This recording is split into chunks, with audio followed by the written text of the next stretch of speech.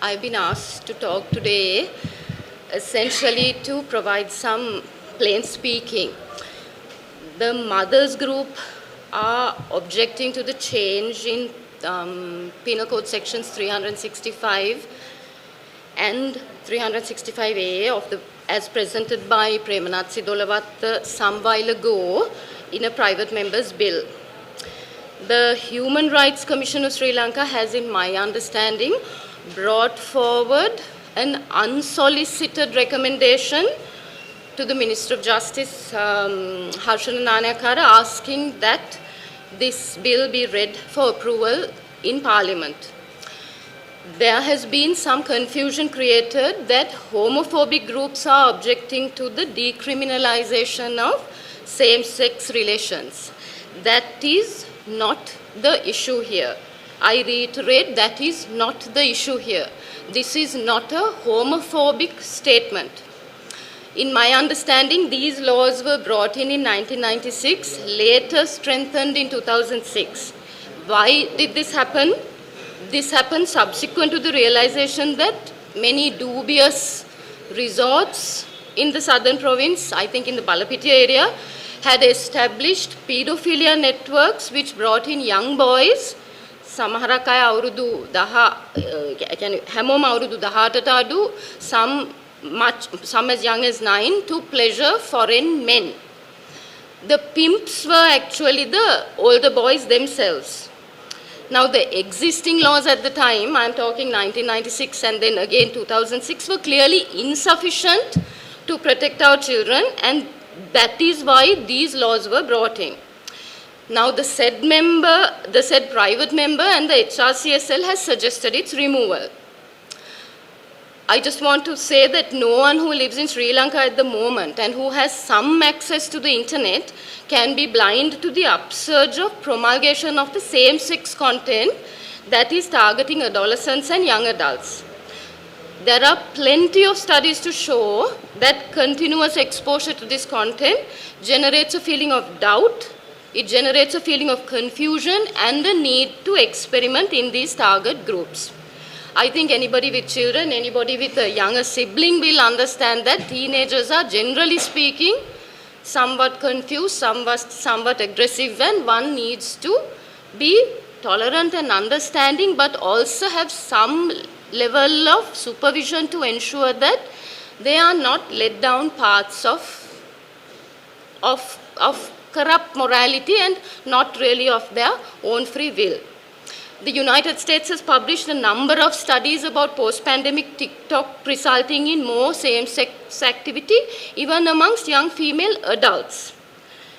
So the possible deliberately created confusion is being counted in numbers in a very short period of time, as now there is more acceptance in the environment. Therefore, true homosexuals and lesbians are free to come out. The incentivizing factor, the promotion factor is not being counted in these statements. In Sri Lanka, we are historically a tolerant country for personal lifestyle choices. This is not a country that has a history of chemically castrating a homosexual. Look at what the state mechanism in Great Britain did to Alan Turing. Look at what was done to Oscar Wilde. Those scenarios happened in different countries, in different systems. This is a different ethos, a different civilization. Our country and our people lived by a different ethos. Our spirituality and our philosophy mattered as much, and if not more, than the Roman Dutch laws imposed on us by a narrow-minded monotheistic culture. When did we use these laws to prosecute? Have we prosecuted presidents? Have we prosecuted prime ministers? Have we prosecuted professors of language? Have we prosecuted famous authors? Have we prosecuted architects? Have we prosecuted surgeons? We have recognized their talents, not socially ostracized them. They have not impinged on our cultural ethos with their personal preferences. Has any of this happened in the present and the past? No. The police has better things to do in this country than to come in and peep through your windows. So long as you keep your sexual relations private, the public will not ask you how and with whom you choose to have your orgasms. If you don't hurt anyone, for the most part, society will not trouble you. And biologically speaking, an orgasm is only a surge of dopamine-like hormones. It is nature's bribe for us to encourage us to procreate.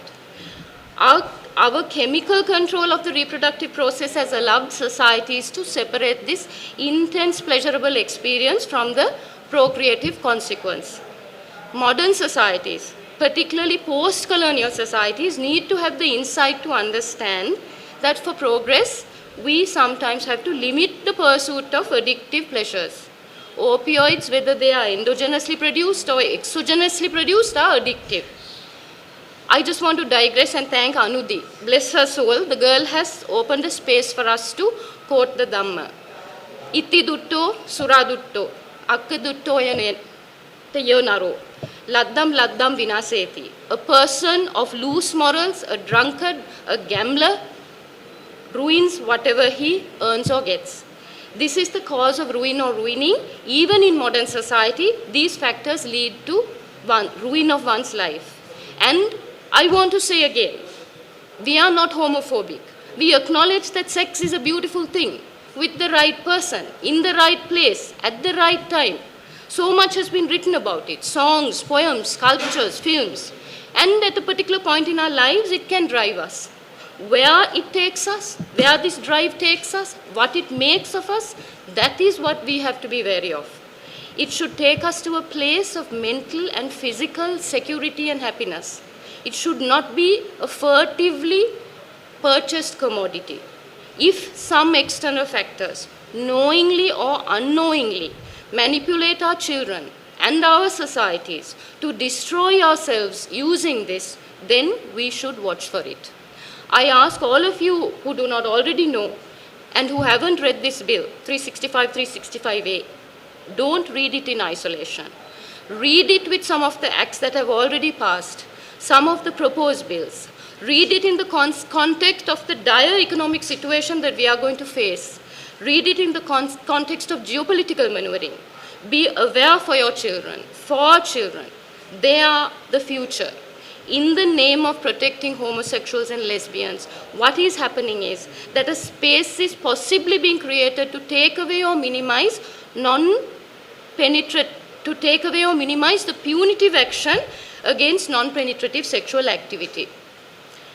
Your child can be targeted by an older person who teaches them oral and intracrural intercourse, mutual masturbation, who shows them affection that you may not have time for due to a transient ongoing situation, gives them things you can't currently afford due to expenditure for an educational priority. And this person will later walk away to the next victim, and you are left with no recourse to complain or protest. You are left with no legal protection. Is this what we need? Should we not strengthen our laws so that grooming cannot happen, that sexual content on media is censored and punished, that pedophilia is described more fully, recognizing that there is depravity that is not described by penetration alone? We are not targeting homosexuals or lesbians. The women and mothers here want the laws strengthened to protect children. Let those amendments come first. This government has in the past months been forced to say, with regards to many of their promises, we did not realize it cannot be done so soon or so easily. They have not been good at looking at the big picture when they were on the outside. As far as child pornography, as far as pedophilia, grooming, social media content promoting carnal relationships in young age groups, recruitment as prostitutes, upsurge of same-sex relationships in school is concerned, if the parliament doesn't know, then before you remove the punitive action for child abuse, get the stakeholders on board. These are not decisions to take lightly. The consequences will destroy the social fabric that the citizenry, the armed forces, the great religions and professionals of all walks of life for generations we have fought to protect. Thank you. මෙතන ඇත්තටම අපි mothers group එකෙන් කතා කරන්නේ මේ නීති වෙනස් කිරීමෙන් අපේ දරුවන්ට ඇති වෙන්න පුළුවන් හානිය ගැන. අපි මෙතන සමරිසි ප්‍රජාවේ දැන් ඔය වගන්තිය හරියට කියවුවොත් සහ ඔය වගන්තිය ඉතිහාසය ගැන ඔයගොල්ලෝ සලකලා බැලුවොත් 1996 තිරංග මැදහැර නේද 95 ඔය නීතිය ගේන්න සිදු වුණේ දකුණු පළාතේ ඇත්තට මේ කාලේ තිබිච්ච ආර්ථික තත්ත්වය ගැන සහ රටේ තිබිච්ච තත්ත්වය ගැන ඔයගොල්ලෝ දන්නවා ඇති මේ හැමෝගෙම වයසේ හැටියට මේ රටේ අපි සංස්කෘතිය ආගම ගැන කතා කරුවට යම් අවස්ථාවකදී ආර්ථික තත්ත්වය අතිශයින්ම දුර්වල වුණාම මිනිස්සු සාගින්නෙන් පෙළෙනකොට බැමිණිටියා සෑය කියලා එකත් මහාවංශය ලියුනේ නැති වුණාට තිබුණනේ. ඉතින් යම් ජන කොට්ටාශයකට සමහර අවස්ථාවලදී මේ වගේ දේවල් වලට පෙළඹෙන්න ඉඩ තියෙනවා ආර්ථික වාසියක්ක. ඉතින් 96 ඇත්තට මේ 95 ඇත්තට මේ වගේ දෙයක් ඒ කාල සීමාවේදී ඔය වගේ දෙයක් මේ සිදු වුණේ සදර්න් ප්‍රොවින්ස් එකේ දිගටම තියෙන ඔය පොඩි රිසෝර්ට්ස් වල ෆිෂර් කමියුනිටි එකේ ළමයින්ව ඉස්කෝල වලින් අරන් ගිහින් ඒ හොටෙල්ස් වල තියාගෙන පිට රටින් ආපු සුද්දෝ දූෂණය කෙරුවා. අපයෝජනයට ලක් කෙරුවා. ෆොටෝස් ගත්තා. ඒව ඉන්ටර්නෙට් එකට දැම්මා. This is a destination for child pedophilia කියන එක මේක ප්‍රවර්ධනය කෙරුවා. ඉතින් ඒකෙන් අපේ ළමයිව ආරක්ෂා කරන්න තමයි ওই නීතිය ගෙනාවේ. මේ නීති හදලා තියෙන්නේ රෝමන් ඩච් ලෝ එක කියන්නේ මේ රටට අලුත් දෙයක් නේ ෆොරෙන් දෙයක් නේ මේක 1500 වල ආපු දෙයක් නේ. මේ ලංකාවේ මේ අපේ සංස්කෘතිය ආගම හැටියට සමරිසියෝ පස්සෙන් ගිහින් ඒගොල්ලන්ගේ අයිතිවාසිකම් උල්ලංඝනය කරගෙන සම්ප්‍රදායක් තිබුණේ නැහැ. ඕක තිබුණේ ඔය මේ ක්‍රිස්තියන් ෆේත් එකේ තමයි ඕක ඔහොම නරක දෙයක් ඕක පස්සෙන් මේ පෙන්නුවේ. ඒක බ්‍රිතාන්‍යයේ දේ වුණා ඇලන් ටියුරින්ට. ඒගොල්ලන්ට යුද්ධෙ දිනන කම්පියුටර් එක හදලා දීපු මිනිස්සුන්ට අවසානයේදී මේ කැස්ට්‍රේට් කෙරුවා. එහෙම දේවල් මේ රටේ සිදුුනේ නැහැ.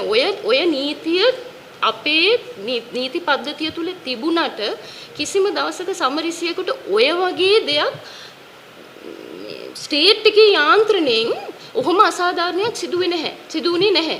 මිනිස්සු අතර යම් වෙලාවකට යම් ඔබතුමියට සමහර වෙලාවට මාත් එක්ක ගැටලුවක් ඇති වුණොත් ඔබතුමිය මං ගැන මොනවා හරි දෙයක් කියලා කෑ ගහලා මගේ ගේ ගාවට ඇවිල්ලා මං ගැන මොකක් හරි නරක දෙයක් කියලා යන්න ඉඩ තියෙනවා. ඒ මගේ මොකක් හරි පර්සනල් ලයිෆ් ස්ටයිල් චොයිස් එකක් වෙන්න ඇති. වෙන නිසා වෙන්න ඇති. ඒ වගේ පොඩි ඇති වෙන ඉන්සිඩන්ට්ස් වලින් සමහර ඇතැම් පුද්ගලයන් ආරක්ෂා කරන්න නීතියක් ගෙනල්ලා හෝ තියෙන නීතියක් අයින් කරලා ඒ අයින් කරන නීතිය ඇතුලේ තියෙන ළමයින්ව ආරක්ෂා කරන්න තියෙන වගන්ති අයින් කරන එකෙන් අපේ ළමයින්ට අසාධාරණයක් වෙනවා කියන එක තමයි අපි මෙතන කියන්නේ. මෙතන අපේ ගැටලුව තියෙන්නේ මදර්ස් මූව්මන්ට් එකේ ගැටලුව තියෙන්නේ සමරිසි කට්ටිය ගෙවල් වල දොරවල් වහගෙන කරන දේවල් ගැන නෙමෙයි. සමාජ මාධ්‍ය හරහා සමාජයෙන් ළමයි මේ දේ මේක එක ඇත්තටම කියනවා නම් ඒගොල්ලන් නොදැනුවත්ව තෝරා ගන්නා විකෘති හැසිරීමක් දක්වා ගෙන ගිහිල්ලා ඒගොල්ලන්ව යම් විදිහකින් අපයෝජනයට ලක් වෙයි කියන බය සහ එහෙම අපයෝජනය කරන කෙනෙකුට දඬුවම් දීමේ නීති පද්ධතිය වෙනස් කරනවා කියන එකයි. මට ඔබතුමියට කෙටියෙන් මේකට උත්තරයක් දෙන්න බෑ. ඉතින් ඒ නීති ඉස්සෙල්ලා ෆෝමියුලේට් කරලා ළමයි ආරක්ෂා කරන නීති ටික ෆෝමියුලේට් කරලා තමයි ඔය සුළුතරය ගැන අපි කතා කරන්න ඕනේ. අපි ළමයි ටික ගැන කතා කරලා ඉමු. අපි ප්‍රයොරිටිස් ටික හදාගෙන ඉමු.